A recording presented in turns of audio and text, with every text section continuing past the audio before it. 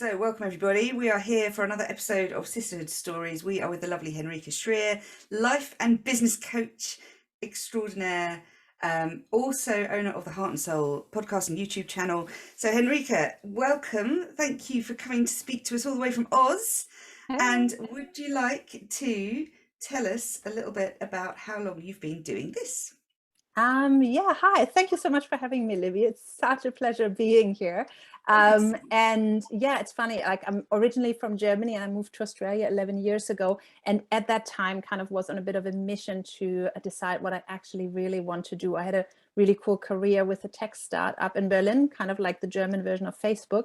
But it wasn't Facebook, and really loved it. But I was ready to do something else and something that felt more purposeful for me and who I am.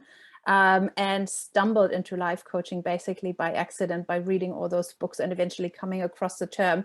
And then a week later, meeting someone who was a life coach and squeezing that conversation over a coffee for 3 hours for all it was worth.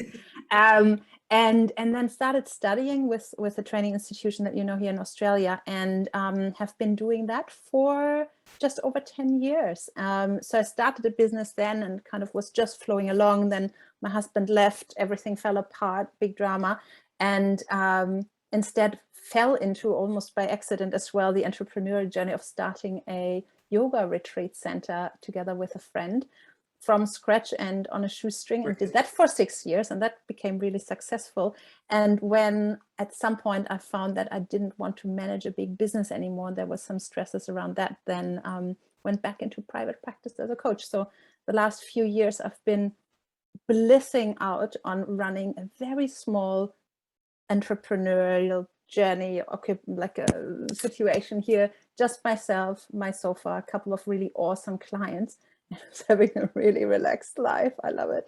That sounds so great. I love that. It's really good. Like I would have never like... valued that in the past, because you always go like bigger, higher, more, faster. Yes. And when you've actually done it and achieved that success, and you see how much stress that can be, it's like I value so much not having staff, not having to stress, really choosing my clients and really keeping it small and cozy and simple, and really having a business that supports my lifestyle, not a lifestyle that somehow has to wrap around a business. Does that make sense?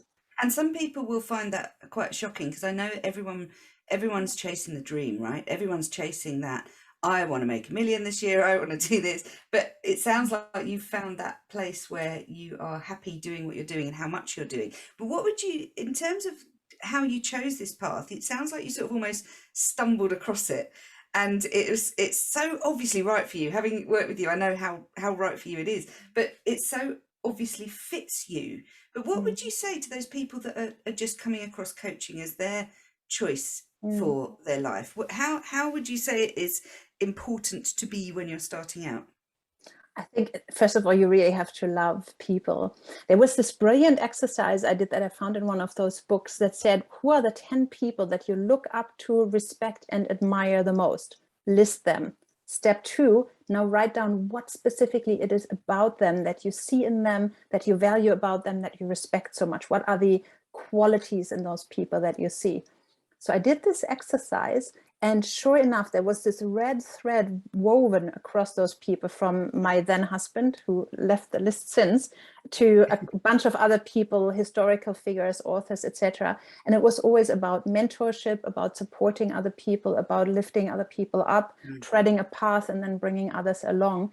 And that was something I was incredibly drawn to. And as I was discovering that about what I was drawn to, I also remembered that I've been told many, many times that I've been that for people. So it became a really logical consequence of, well, if I can perceive that in others, it's often like we're externalizing these things. We see it in others and perceive it and are drawn to it. But really, if it's a reflection of a yearning within. Right? It's either something that we disown in ourselves or something that we have, but we would like to bring out more. And so that was a really crucial exercise for me. And it's just, I really love people, and I love mentoring, supporting, teaching others. Love that. It's like this, it's the same psychological flick where the thing you hate most in somebody else is often your own worst trait. Absolutely. You see it in someone else, and you go, oh, that's horrible. And actually what you're doing is reflecting back the trait yourself that you're not that happy with, right? 100%. Yeah, so true. And so when you started this path, and obviously it was different to your previous career. Mm. How did it feel starting out? What was the biggest challenge starting out for you? I think permanently being out of my depth all the time. I think with coaching, it's really something, it's a craft that you need to hone. So there's this catch-22 in the very beginning where in order to become a good coach, you need to be coaching. But as you are doing it, you're permanently out of your depth, isn't it? Yes. And those first few 20, 30, 50 hours, much as you might actually be talented, I don't think I actually was that talented, to be honest. But much as it's rewarding and fun to do, you're constantly questioning yourself. So it's very much a mental game of sticking with it, even though it doesn't feel that great right in the start. And really trusting that That's in really good doing the advice. do, you are Yeah. really becoming the person you need to be, and really being willing to do your own work as well, because it's easy to want to change something in others, but if you're not walking your talk, then who are you to tell anyone? So it's often also breaking the glass ceiling in your own head, and And admitting when you've moving still along. got work to do, right? Because Absolutely. And then not that's falling the thing. apart, not Yes. falling apart, going, I'm not good enough, I'm not good enough, but going like, well, I'm not here yet, but I'm in the process of learning, and I appreciate the little steps I'm making forward, instead of just basically giving up because you're not good enough. The comparisonitis that a lot of us have, of looking to the people who've been doing it for 5 or Oh, it's 10 or deadly. 20 years. Yeah. Like if I'm looking at like someone like Tony Robbins, it's like, yeah, okay, I'm not a Tony Robbins, but I'm I've not come to the Tony. point where I don't want it to be either. No. And isn't that lovely though, when you get to that Yeah, yeah, glorious realization where yeah. you realize you fully embrace the fact that you're not Mm. Tony Robbins, Absolutely. and that's not the goal anymore. That's not who you want to be, and that you're really Exactly. happy being not Tony Robbins. Absolutely. Like, yeah, that's a good bumper sticker for the car. I'm happy Isn't that it? I'm not, yeah. Yeah. And in terms of that, let's just touch briefly on this. There is a lot of Lamborghini marketing going on in Ugh. coaching these days. There's a lot of bro marketing, right? Let's call this out now. And there's a lot of, here's my, I've just turned over 1 million. I've got this beach house in Bali. Here's me with my laptop next to a swimming pool Oh, I've done those. I've actually done those, but without the $1 million budget. But I've totally done that. I without actually the went rose-colored overseas. balloons behind I you. went overseas for 6 months and did Bali and India with my laptop and Lovely. with my coaching clients and some Yeah. marketing gigs. Absolutely. And I'm loving it. And you don't have to be the rich $1 million turnover coach to do that. No, That's you don't. also like, there's a lot of like, what do you actually want? What is success for you? And for me, after I had this I built a big business, and I had Yes. that kind of success. Like, I've never Yes. been in flashy houses. I'm a single mom in a tiny little cute Yeah. Queenslander wooden house in Australia, right? But I did all the external stuff only to And realize then came that back it's round. it's on that side of the road, it's not that much greener, the grass either, and plus it's a shitload of work. And Isn't why it? would I do that if Mm, actually success is me being happy? I think this mm, is something Australia does very well, that back in Germany, for example, at least from my perception, isn't something I ever learned there. Whereas here, it's very much about quality of life. Like, how can I mm, have, and this is not like being lazy and not doing the work. It's about really choosing what makes me happy first. And for mm. me, it's working a 6-hour day, not an Yes. 8 or 10 hour day. For me, it's being outside and going to the beach when I want to. It's me being able to sit down with my son and help him with his homework if I Mm, want to. It's me catching up with friends for a coffee in the middle of a week on a morning, because I've chosen to not schedule clients that day or at that time. And I mm. schedule it at times that are convenient for me. That's quality of life. And to build the business to support the life you want to live, that's what I want at this stage. And what was the turning point that took you away from that bro marketing lifestyle and pulled you back into Yeah. that zoning in on what makes you happy? What was the flick of the switch for you? That's a really good question. I'm not even sure if that was one moment. I mean, I've never been after that flashy thing in the first place. Like the retreat Yes, center I've that we never. built, that's like a spiritual yoga retreat center. It's very down to earth, grassroots, simple people. Like for me, it was always about this. Actually, I think part of me has kind of run about creating in that particular business, recreating a part of my youth that was spent volunteering for the church in Germany. And so like being out there with really good people doing stuff that really matters in the world and providing a really beautiful, spiritually informed environment of growth for young people. So that was what the Nice. retreat center became, where we're really teaching yogic lifestyle to younger people, older people, but mainly to people who come there for the purpose of learning yoga and having like a sustainable ecological lifestyle on an eco farm. So that was, I wanted the people and I wanted the lifestyle. And then in order to be able to make that happen, we needed to have an income. So we needed to build the business. And in order for us not to have to run a business 24/7 and exhaust ourselves, we needed to be able to afford staff. So it kind of grew organically according to the need that we had, rather than growing because we wanted to reach some figure. It was Yes, never yeah. about the money in the first place. No, and the money is almost incidental byproduct then, isn't it? And what was Exactly. in terms of, because I know a lot of people out there starting their coaching businesses, they visualize running retreats, they envisage being in that position of holding the stage, guiding people through a pathway. What was the outcome for people going to your center? What did they get at the end of it? Was it yoga focused? Was it all yoga centric? It was very yoga centric, yes. And we had the part that was yoga centric, and then the part that was the eco part. Mind you, the way that we set up the retreat center wasn't necessarily centered on retreat events, like everybody comes and has one group and one guide who guides you through. What we did was, it was actually almost like a hotel. You can arrive anytime, stay as long as you want, leave at any time. And the classes are running constantly. There are several yoga classes a day. There are several, we call them yogic living classes per day. We have these huge organic gardens there where people can see how it's being done. They can volunteer, help out in the gardens if they want. And there was a temple on the farm, so people could also spiritually immerse if they were interested in doing that, which was beautiful. And it was very much like an immersion. It was, it honestly still is. And it's like a very immersive lifestyle. It's basically like pull yourself out of the rat race, drop yourself into something very grounded, real. I used to think when we started, this is funny for the entrepreneurs, how sometimes you turn your biggest disadvantage into the very sales point, right? Yeah. When we first starting thinking about setting up a retreat center, it's like, how will we ever compete with all the fancy retreat centers in the area that charge huge amounts and are like fancy linen, really nice rooms, etc. We're in an area that's prone for retreat centers. And so it was, okay, how do we do this? We've got like 100 cows here. There's cow patties. If somebody ever rocks up here in their Gucci shoes, they're gonna, the first thing they do is they're gonna step into a cow patty. So it's like, so that's not gonna fly. So we went and did this thing where, you know how they say when everybody zigs, go zag? So we zagged and we said, okay, we'll market ourselves. And that was my thing, without saying it in that way. But we are going to build something that's like the Aldi of retreat centers. Even the single mom in the middle of her divorce, which was me, is going to be able to afford to come, have a tiny little room that is furnished with IKEA. It's not going to be fancy, but you finally get to that place that you have a real getaway. You're surrounded by good people. You can afford yoga. When I first went there as a volunteer before the retreat center started, I went as a volunteer because I could do yoga for free in return for a couple of hours of work.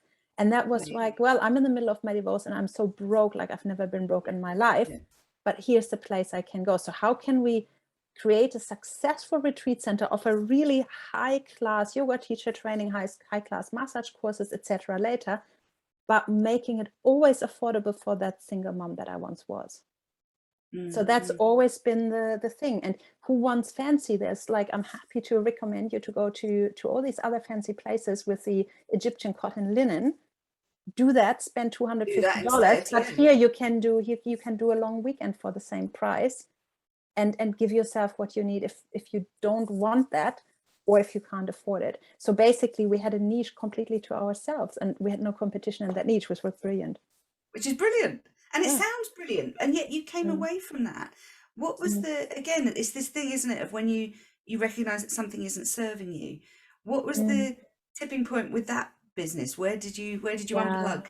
So there was, at some point, we were really getting quite big, just turning over just under this 1 million. We're just scraping it. They might have hit it after I left, I don't know, but under my leadership, we went to just underneath that. And 14 staff, really quite busy. It's a bit of a headache, especially when it's like it wasn't volunteer staff, like we had paid staff, but it was still a very volunteer, spiritual informed environment. So then you also, like, you're the person for everyone, you have to make all the decisions. So it was very exhausting. I actually didn't notice how exhausted I was until afterwards. Loving it all the way, but then I had a strong, very fundamental disagreement with the leadership of that place we were on. And I wouldn't in hindsight even say that there was a clear he was right, I was wrong, or I was right, he was wrong. I think it was just a very fundamental clash of beliefs of how certain things should be handled. And ultimately me knowing that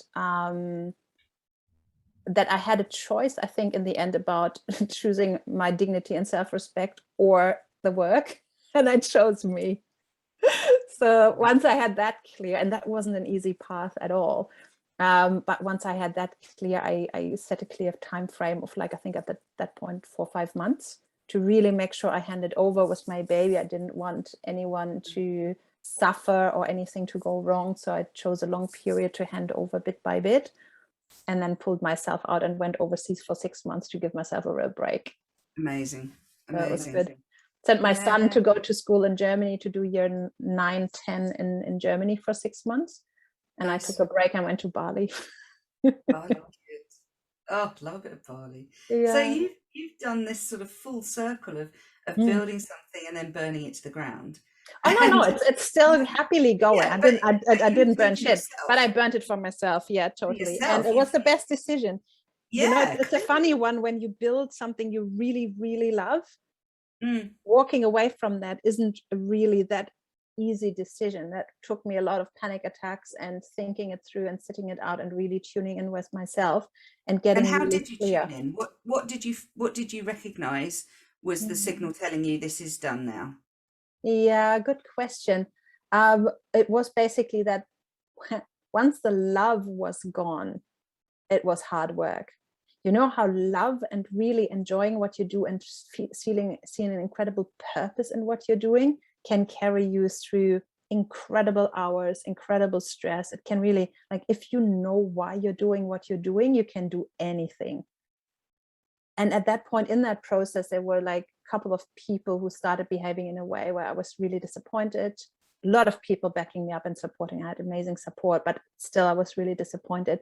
And to just know I can't show up as all of me anymore, because there's certain parts of me that aren't being appreciated and wanted in that context. And to then go, will I sacrifice that part of me and show up as half of me? Or will I walk and be all of me in a different context? And I think that's a level of, and I think part of that is the coaching journey for 10 years, to be really conscious, really tapped into yourself and into your own needs and into your behaviors, and automated responses versus choices, that eventually, after going through the motions of those panic attacks and really just feeling incredibly hurt, seeing it for what it was. And actually the real moment of change was one reframe in my brain. It's the meaning to everything. You know what? It's an awesome story.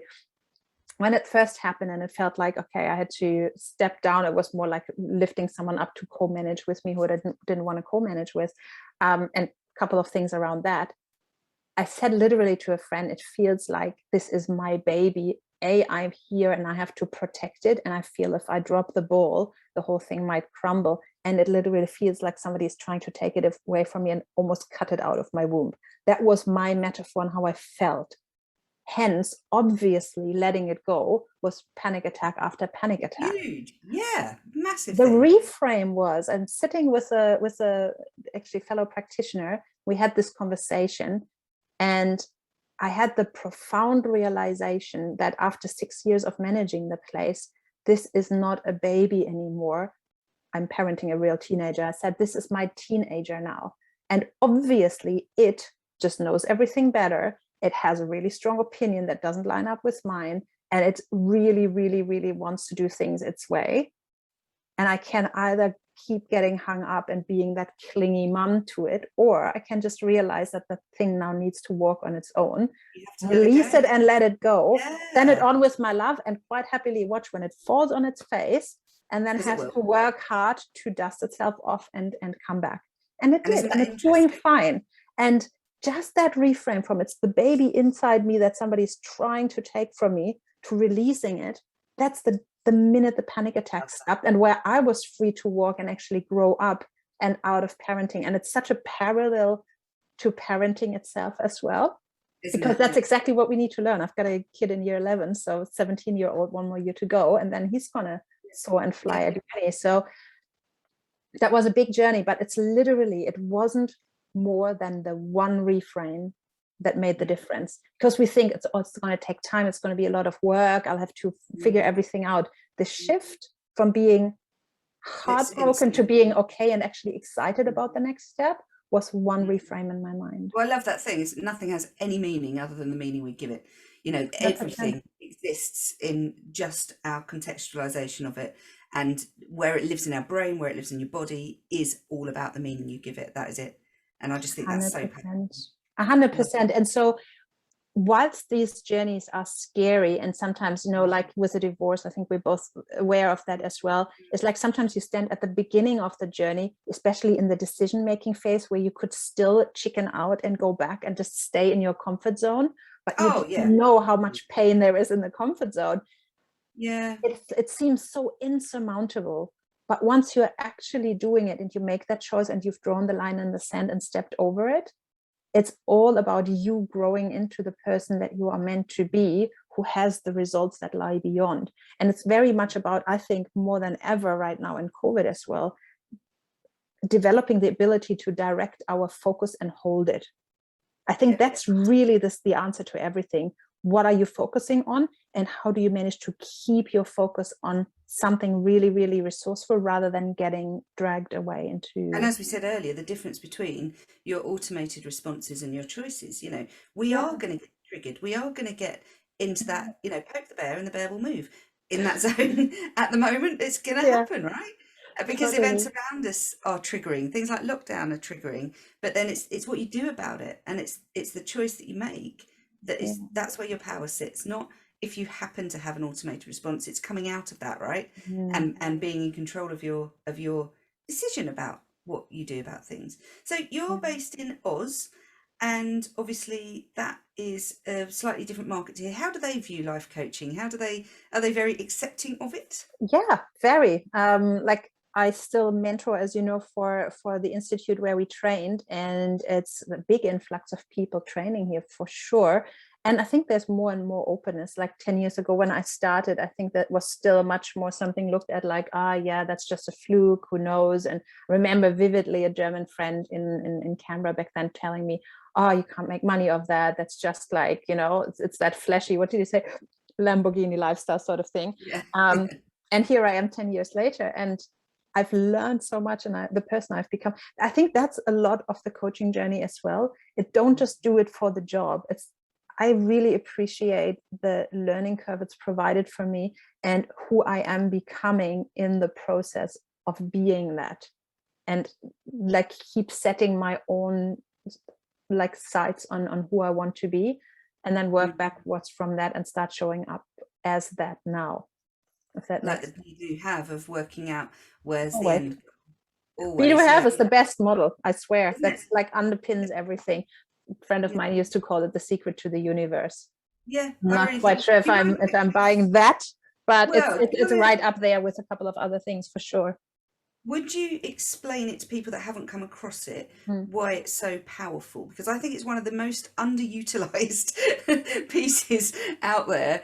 So how would you encapsulate it for people? How would you? So literally, if somebody hasn't heard about it at all, right? It's just one bloody sentence. It's so simple.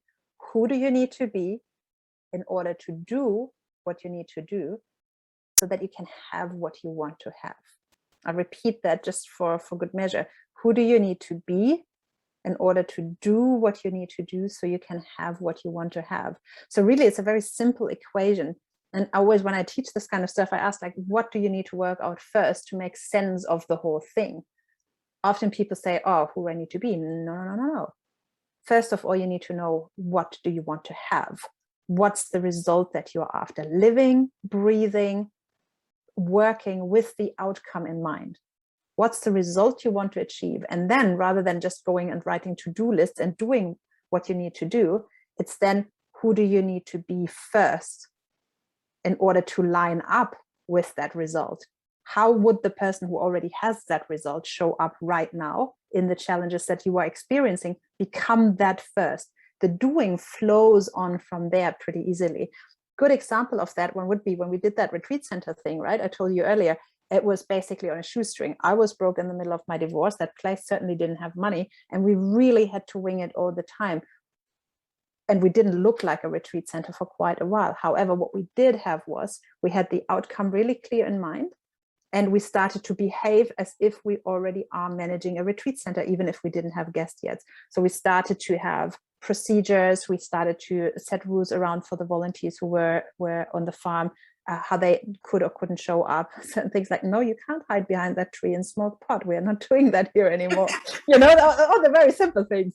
And so it basically start to show up as that first, and do from that position of being and identity, do the things that line up with that. And eventually, as you are matching the frequency of the result that you want, you are going to achieve that result or draw it to you. And it's not magical thinking. It's actually really how it works. If you think of anything you've ever really, really wanted and done, so you had to step into the identity of that's who I am, that's what I want. And you had to show up as that in order to become that. Doesn't that make sense? I know we could talk all day, and this is so exciting. But let's just touch on that. The difference between magical thinking, and I know a lot of people saw The Secret, read about the law of attraction.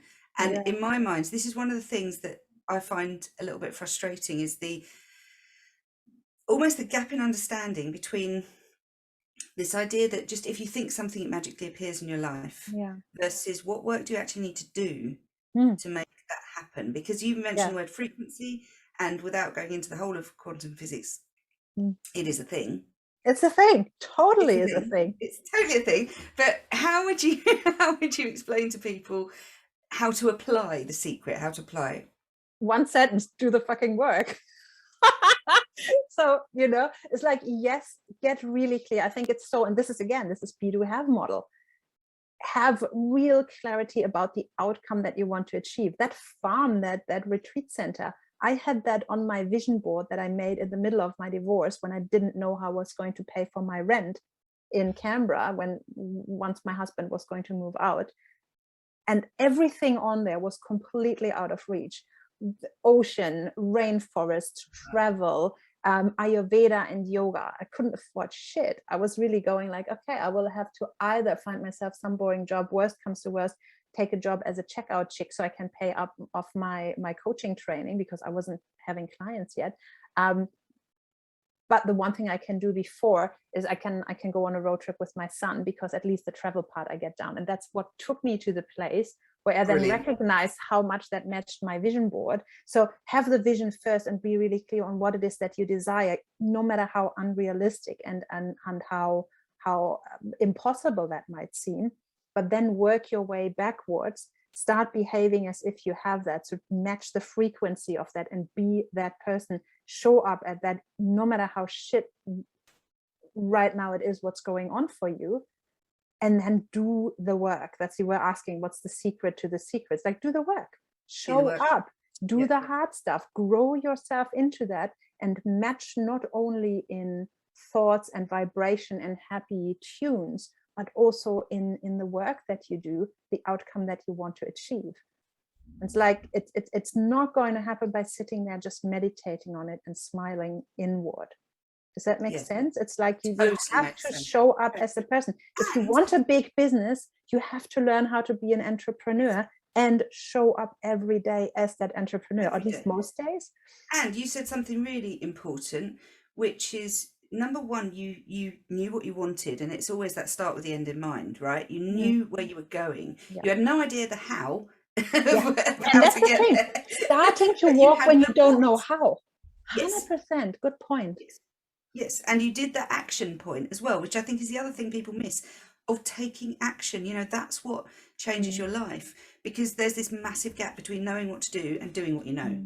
right? And you might have all the knowledge in all the world, and you can, like, they're all sitting around me here, you can read all the books, and you can, you've got all these things telling you, but if you still don't then get in that car and get on the road with your son and drive, right? If you hadn't done that bit, the other bits wouldn't have happened. And so Absolutely. as powerful as that vision board is, the thing that you did, which was the action to get you to the next step. And the action to match the vision board, not the situation I was in at the time. Because if I had bought into the limitations I had of, I'm in a country that's not my own, my husband has just told me he's leaving me, I have no money, I haven't had a job in a while, I don't know how I'm going to pay the rent or the study fees, etc. And I'm terrified. I swear I was terrified what was going to happen.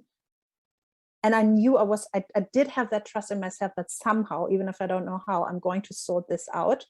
But I also knew that if I want to have a shot at making the really good thing happen, I have to also not live buying into my limitations entirely, but I have to go and do the thing that I actually really want. Just to open, it was actually what I said at the time to someone was, I have to throw open that window of opportunity and just allow the Lord in the heavens to meet me there and to do something for me. At least I have to throw open the window.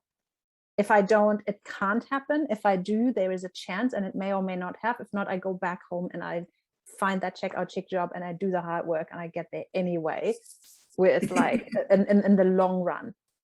But I was willing to also try something. Same thing, by the way, when I went to Bali after I left the retreat center a few years later, it was this, I needed to re-inspire myself. And I was so exhausted still from the experience and run down that I thought like, how will I now start a coaching business, and where it's always part of the job to inspire people, to uplift people. And how are you going to ever do this if you're not inspired by your own life and excited about your own journey? So I'm going to do something first to bring my energy into that vibration again, and then surfing that wave I'm going to create, rather than trying to fight that uphill battle when I'm actually really exhausted to now make a business happen. Does that make sense?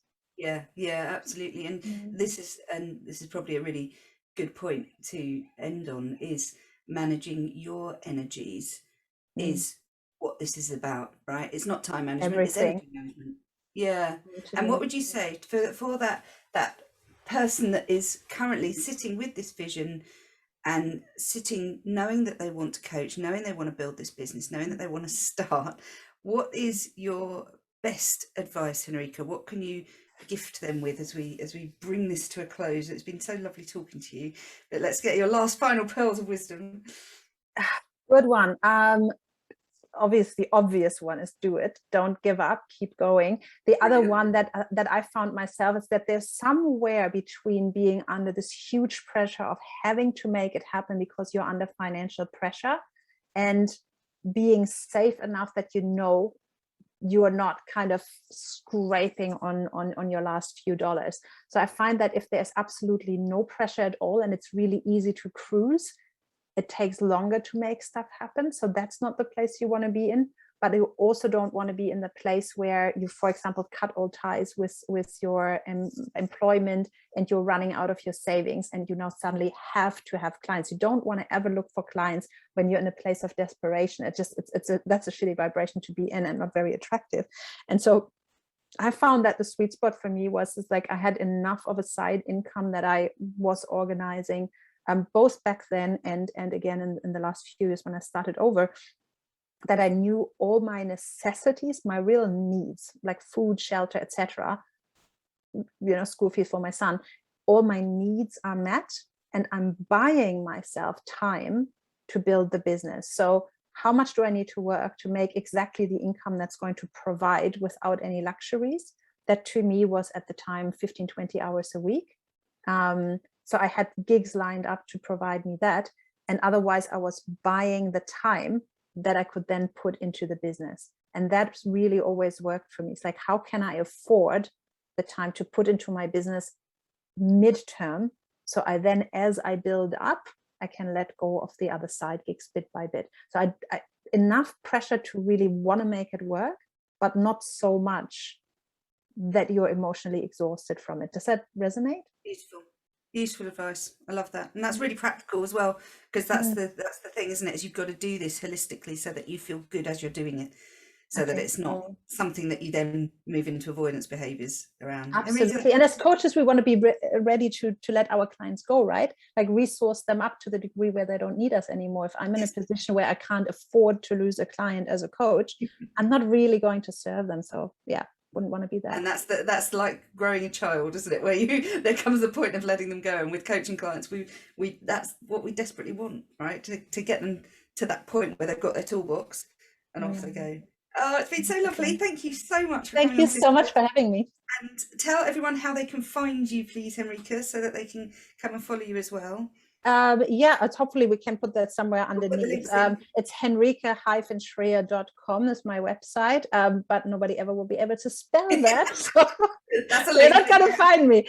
So the best thing is probably if you look underneath in the comments, and I trust Libby is going to drop We're my going to link pop to my those in. website there, and that's the best way to find me. Amazing. Henrike, thank you so much. Such an absolute pleasure to have you today. And we hope Likewise. you'll come back and talk to us again. Likewise. Thank you so much. All the best.